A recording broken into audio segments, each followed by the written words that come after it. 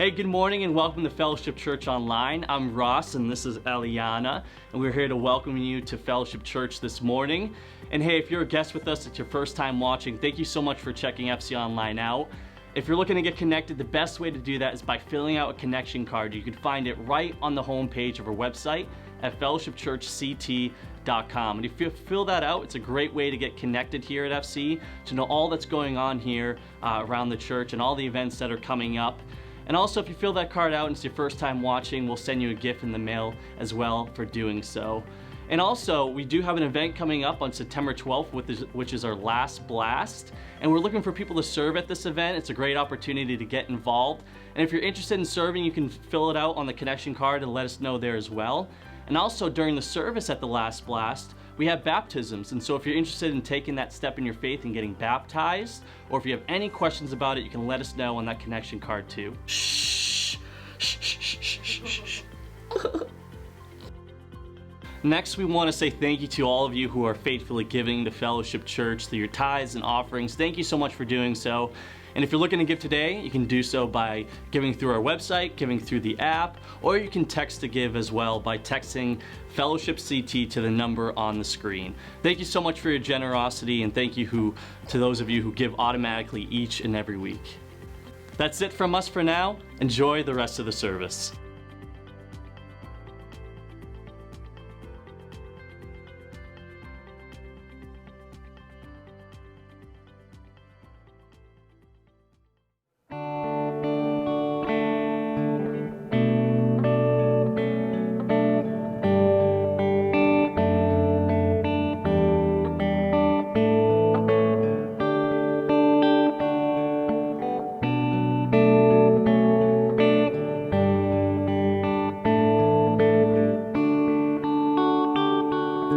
Soon and very soon, my King is coming, robed in righteousness and crowned with love. When I see him, I shall be made like him, soon and very soon.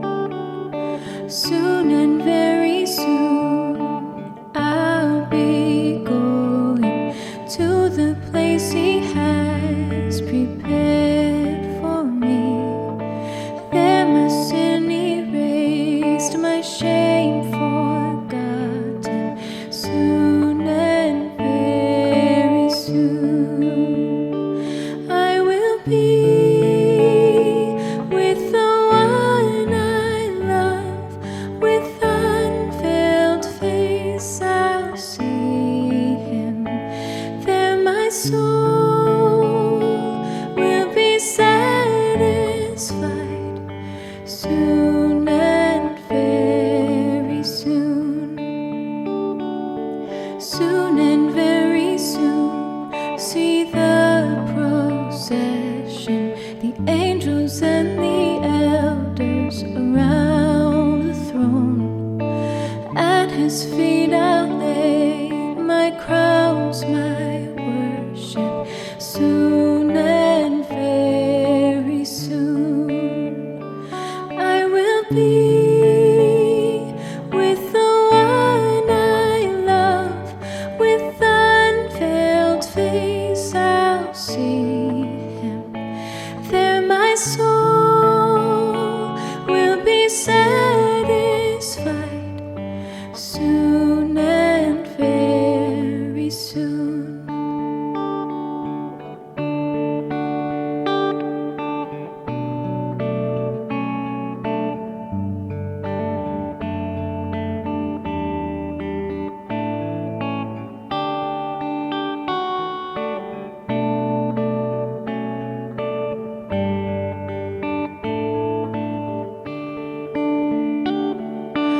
Though I have not seen him, my heart knows him well. Jesus Christ, the Lamb, the Lord of heaven.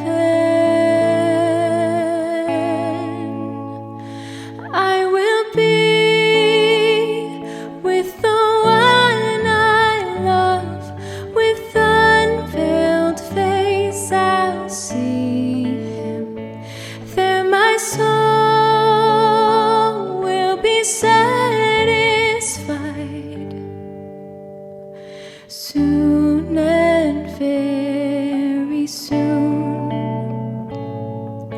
soon and very soon, soon and very soon.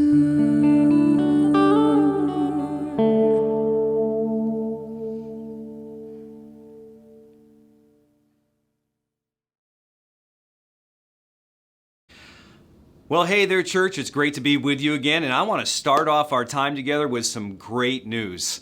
And the good news is this: our kids' environments, which have been open only at one service, are now open for both services beginning in September. And boy, I tell you, it is so great to celebrate something, to be able to move forward and to be able to see some momentum going in the right direction. And so we're so excited for our kids. I'm so proud of you for signing up and to serve and to be able to help in those environments and to change a life just through your presence and through your words and through your encouragement. So way to go, church, and we're moving forward into the fall here. And it has, this good news has really, it only comes once in a while, it seems like, right, over the last year and a half. It's been such a long run for all of us. And a lot of us, we've been isolated. We've been at home alone with our thoughts. We've been just looking at the world from just a very narrow perspective many times. And it just reminds me of what St. John of the Cross said years ago. He says, as followers of Jesus, periodically we go through this season called the dark night of the soul. And maybe you've done that. Maybe you're experiencing that or have experienced that where, things just bad news after bad news after bad news. And we've just kind of gone through that even as a world over the last 10 days or so as well. And so some of us, we wrestle with so much, and we wrestle with the stress and with the depression and with the anxiety. You find yourself, let's be honest, with more questions than answers a lot of times. And you're just like, I wonder if I can just change things up or do something different. Or, we just get caught in this drudgery of life of one bad thing after another, right? And it feels like, and I've experienced this at times in my life as well, it feels like though our joy has been stolen. It's just been taken from us. And we're just kind of just putting one foot in front of the other and just drudging through. And maybe this is the case for you too. Even going away on vacation, which has generally been so refreshing and so great, you don't always come back really fully refreshed like you used to, right? And you're like, what is going on? Usually when I go away, I come back, I feel better, but I went away and that was important, but I came back and I still feel like I need another vacation after that. And this is important because, the Bible tells us, Nehemiah writes that the joy of the Lord is our strength. And I think a lot of times we go through life, and maybe this last year and a half, where we're just tired, we're worn out, we don't have the strength that we normally have. And so I have some more good news for you. I want to help you, and Fellowship wants to help you to restore some joy. And so we're going to do that together in 2 weeks. On September 12th, we're going to have a party here. We call it the Last Blast, and you're invited. And so is your family, and so are your friends. And we're going to meet outside, and we're going to enjoy the outdoors together, and we're going to safely eat together, play together, laugh together. We're going to have all this great experience together at the Last Blast. And we're going to have some joy restored. Hey, by the way, Jesus was all for getting together. He was all for parties. You found him at parties all the time. Matter of fact, the people who weren't impressed with Jesus, who didn't like Jesus, they even accused him of eating too much and drinking too much because he was around people who did that a lot of times. But not only did Jesus go to parties, many times he was the centerpiece of the party. People would gather around him. He would tell stories, and he even loved to tell stories of parties. This was Jesus. And so Luke records Jesus telling one of the most famous stories of a party ever. I mean, this story has stood the test of time. This story has brought hope and perspective and inspiration to people. And this story is really what the mission of our church is built upon, in being able to help people find and follow Jesus.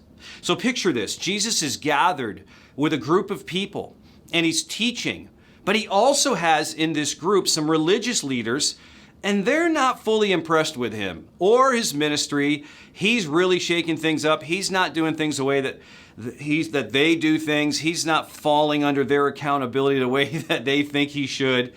And so Jesus sees this, he understands this, and he's trying to really tell a story about how we are to view God the Father and how we're to view ourselves in relation to him. And so he tells the story of a father and his sons. And in this story, God is the Father, and we, you and I, are his children. And so he begins this story, and Luke records it in Luke 15, verse 12, and he says, the younger son told his father, I want my share of your estate now, before you die. And so his father agreed to divide his wealth between his sons. Now, the younger son is asking for his inheritance now instead of waiting until after his dad dies. So this is really unprecedented. This was not normal. This was a picture of arrogance, a picture of selfishness, or we would say today, a picture of narcissism and entitlement. This is really where this kid was. I mean, he had no feelings for his dad, no respect for his dad's position and for his position in the family in any sort. He wanted his stuff now. Now, before we get after this guy, we do this as well. Sometimes we go through life rather entitled. We feel like that we're entitled to something we haven't earned. Think about it. We purchase something we really can't afford, but we just put it on credit. We use people and we love things in order to get ahead sometimes. Instead of loving people and using things, we sometimes get that backwards. And so sometimes we act like this younger son. Sometimes we can spot entitlement in other people, but we don't always see it in ourselves. Well, Jesus goes on with the story. He says a few days later, this younger son packed all of his belongings and he moved to a distant land. I mean, this guy packed up his stuff, he left, and he went far, far away. He got as far away from his dad as he possibly could. And for the first time in his life, he's thinking to himself, and maybe saying to himself, I can do what I want. He's telling his friends, I don't have any restrictions like I used to. I don't have any accountability anymore. This is my life, and I'm going to live my life to the fullest. And I can't wait. It's going to be awesome. I cannot wait to stay out late, to do what I want to do, to be with the people I want to be, and to spend this money that I have. Hey, have you ever gotten to this place in your relationship with God? I mean, maybe not to this extent of where this young son did, or maybe you can relate to that. But I think we've all kind of, at one point in our life, kind of thumb our nose at God a little bit.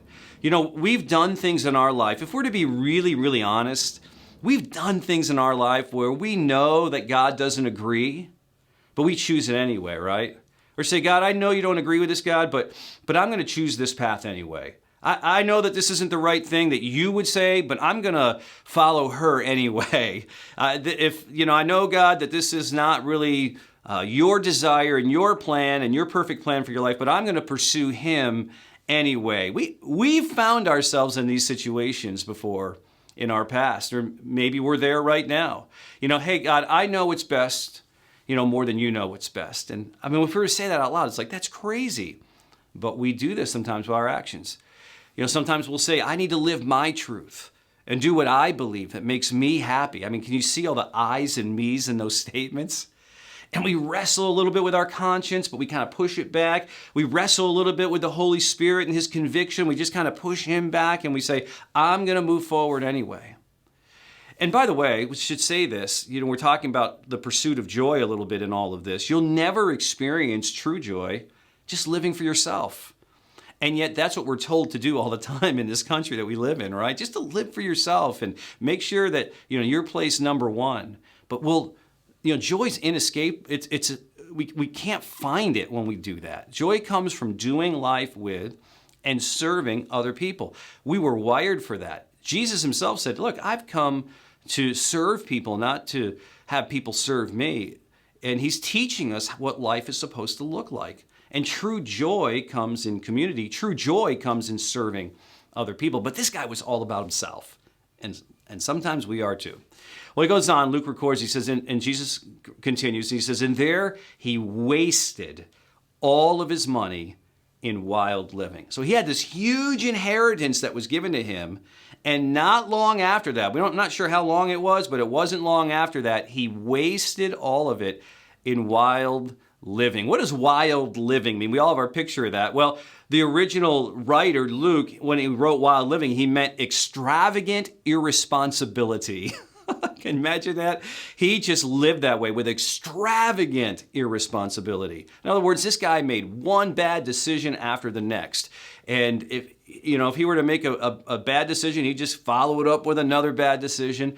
Out of control spending, hanging out with the wrong people. I mean, you name it. And some of us, through this last year or so, we've become a little isolated. And if we were to be perfectly honest, we might have and maybe are still going through a season of our life where we're making one bad decision after another. And maybe they're health decisions, maybe they're relational decisions that are not the best, and maybe they're spiritual decisions. And we're kind of complacent. And we're just like, hey, I'm just not feeling it right now. And you're just not making great calls in your life. Well, that's what this guy did. Extravagant irresponsibility. Well, in verse 14, it says, about the time his money ran out, a great famine swept over the land, and he began to starve. And isn't this how life works, right? After making all these bad decisions, one after the other, usually when you make bad decisions early, there may not be huge ramifications, but when you pile bad decisions on top of bad decisions, it begins to show itself. And especially when something out of your control happens, like life. Something happens where, Murphy's knocking on your front door or busting through the door. And this is what happened to this young son in this story. This time he has no father to help him. He's got no family to bail him out. He's got no protection or provision because he's living in community with his family. He's isolated. He's alone. He's making bad decisions. And he's beginning to literally, physically starve. I mean, this is such an important lesson. Because when we first walk away from God, things might be fine. Until life shows up, until that Murphy knocks on our door, until the job loss happens or the unexpected bills come in or the relational breakdowns take place. And we feel this sense of being overwhelmed and we're all alone, isolated because we have cut ourselves off from people around us. We've cut ourselves off from the Father, from walking away. And if I could say anything to you today, it's this: don't be away from the Father when the famine comes. Because if you are, you'll starve. And if we're far away from that Father. So sometimes, I've known this in my life as a pastor, been doing this for so many years now, that I'll go months, and even with this pandemic especially, even years, but even before the pandemic, years without seeing some people. And you know what? I'll hear stories periodically, or there'll be connections, or there'll be social media, and I'll see and notice that their priorities have changed. Maybe they've bought a new home, maybe they've chased a new relationship, or they've gotten this new job, and it's really just kind of taken over their life. And they've really kind of walked away from the Father a little bit. And they're just like, hey, I'm just building my life. I'm doing life the way that I see fit to be done. And then life happens. And they're far away from the Father. And that is a scary and a dangerous and an unnecessary place to be. So don't wait for the famine to hit to get close to the Father. Well, so here he is at rock bottom. Verse 15 says, he persuaded a local farmer to hire him, and the man sent him to his fields to feed the pigs. The young man became so hungry that even the pods he was feeding the pigs looked good to him, but no one gave him anything. I mean, he was at the rock bottom. For a Jewish man in particular, this is an absolute worst case scenario. I mean, he had hit rock bottom here. He's actually feeding pigs. Pigs were unclean animals. You were not to be around them as a Jewish person. Today, we love pigs. We love ham. We love bacon. It's the magic of the pig, right? Like you feed a pig an apple and he makes bacon. It's incredible. It's an amazing thing. But back then, no way. Did not want to be around that. And he was at his worst. And maybe you can identify. Maybe your story is a little bit of his story, where maybe you went through a season or are going through a season where you had stuff and suddenly, quickly you're bankrupted. Or you had this relationship and suddenly you're divorced. Or suddenly you're broken up and you're all alone. And so when you have these moments of your life, and it hits us, these moments are there, you can either let this moment humble you or you can let it harden your heart. And it really all depends on your heart. It depends on your proximity to the Father and your willingness to really lean into Him. So I love that this young son who had made so many bad decisions humbles himself in this moment. And it's recorded in verse 17. Look at this. When he finally came to his senses, he said to himself, well, at home, even the hired servants have food enough to spare. And here I am, dying of hunger. I'm going to go home to my father. And I'm going to say, Father, I've sinned against both heaven and you. And I'm no longer worthy to be called your son. So please take me on as a hired servant. I mean, he is so humbled here, guys. His hard heart has become so softened to God. And he's convinced, because of his actions and his attitudes and the way that he's lived his life and how he's treated his father, that he's no longer worthy to be a son, but a slave. I mean, all the entitlement is gone from this young man. He has zero arrogance anymore. And these places and moments like these are difficult moments for us. But this is where God does some of his best work, right? Because we're open and we're receptive to him. And we're not thinking only about ourselves anymore. We're thinking about our Heavenly Father. Well, verse 20 says, so he returned home to his father. And while he was still a long way off, his father saw him coming. Filled with love and compassion, he ran to his son. He embraced him and he kissed him. What a reaction from the father. I mean, it's so different from what we think of God so many times, right? Sometimes we think God is so angry with us and he doesn't want to talk to us and he's so disappointed in us that we could never show our face to God again because we've gone through a difficult season in our life. And Jesus wants you to know that God the Father is so different than that. That God the Father is filled with forgiveness, that he's filled with compassion, and that he's filled with love, and he desires and pursues this relationship with us. It's so important for us to realize and understand that God, in our relationship with him, he's not ever trying to pay us back for the wrong that we've done. He wants to welcome us back into a healthy, great relationship with him. So aren't you glad that God listens to the desperate cries of desperate people who've created their own desperate circumstances? That's the God we serve. That's the God that he calls us into a relationship with. Well, verse 21 says, his son said to him, he starts his speech, Father, I've sinned against both heaven and you, and I'm no longer worthy to be called your son. And then suddenly, he can't finish his speech because his father cuts him off. In verse 22, it says, but his father said to his servant, quick, bring the finest robe in the house and put it on him. Get a ring for his finger and sandals for his feet, and kill the calf that we've been fattening. We must celebrate with a feast. For this son of mine was dead, and now he's returned to life. He was lost, but now he's found. And so the party began. I mean, what an incredible story. You could imagine the people around Jesus listening to this story and just kind of wanting to applaud at that moment, and just were blown away with this story and how that it ended, because it was not the way that they had seen life. But this is our story, right? It's all of our stories. He shares this story so you can see yourself in it.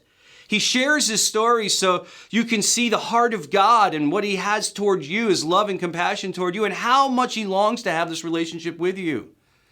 And the truth is this, we are at our best when our hearts are aligned with the heart of the Father, when we're filled with love, when we're filled with compassion, when we're filled with joy. And his heart is to welcome wayward sons and daughters. His heart is to invite them, to love them, to embrace them. And man, thinking of embracing, we've missed hugs this year, haven't we?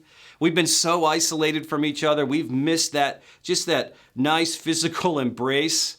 And you see videos of people reconnecting and family hugging each other again, and there's just tears, right? This is what God wants to do for you, and this is what he wants from each other. Where is it in your life? Think about this. Where do I need to humble myself a little bit? Where do I need to come back to God? Where do I need to view God differently? And where do I need to view people differently as well? You know, for you, maybe it's to gather again with brothers and sisters, you know, in the family of God again, and to connect. And you've been so isolated. You've been so on your own. And it's time to really connect with people again. Maybe for some of you, it's to really step forward and go public with your faith through baptism. And to say, look, I'm not going to just keep this relationship with God a secret. I'm going to be public about it, and I'm going to follow the example of Jesus. Or maybe for you, it's to think beyond yourself, right? We've been just so much about thinking about ourselves. Think beyond yourself and think of other people. Think of your family. Think of your friends. Think of the people that God has put and placed in your life. Students, as you go back to school, God has put you in a class for a reason. He has a specific assignment for you. He has someone there for you to love, to be kind to, maybe to become friends with. Adults, God has put you on this earth for a reason. He's put people in your life to influence. He's put people in your life for you to love, for you to notice, for you to befriend. And this is the heartbeat, the mission of our church. Our passion is to reach that next person for God, to help people find and follow Jesus. So where is it for you that you need to run back to the Father? You know, maybe it's to live with a greater awareness of His presence and movement in your life. Maybe it's to pray throughout the day, including Him in your decision making every day, right? Let's not make bad decisions. Let's make good decisions. Maybe it's to love our spouses and families better, or love our neighbors better. And like I said about baptism, maybe it's going public with our faith, because in a couple of weeks we're baptizing again. And maybe it's important for you to follow the example of Jesus. Think about this. Jesus lived the perfect life. He showed us how to live. He was here on this earth to do that for us, as well as to die for us. He wanted to show us, how do you live? How do you interact with people? And here this perfect person, Jesus, said, I'm going to be baptized because I want to model that, because it's so important for humans to do this, for followers of God to do this. And He knew that it would be important for you. So I want to encourage you even today to sign up to be baptized at our party, at our last blast. I mean, this is a moment. This is your moment that God has set up for you. And remember this, God never wants to shame us. All He wants to do is embrace us. And He loves to throw a spectacular party. So that's what we're going to do. In a couple of weeks from now, September 12th, 2021, the last blast of summer. We're going to have a great time, and we're going to enjoy each other's presence. We're going to worship God outdoors. We're going to hear from His Word as well. And then we're going to see baptisms. We're going to just have a great time together. And we're going to do it safely, and it's going to be great, and it's going to be exciting. And hopefully through this time, your joy will be restored, just like this lost son's joy was restored. That your joy will be restored at that moment. So go ahead and invite your friends, invite your family, have them. You know, we don't want them to miss out. There's going to be so much fun to do with the kids, with students, with adults as well. And you'll hear more about it in the next couple of weeks. But I want to encourage you to take a step and to engage a little bit more, and to see what God can do in restoring the joy of the Lord, because the joy of the Lord is our strength. God bless you.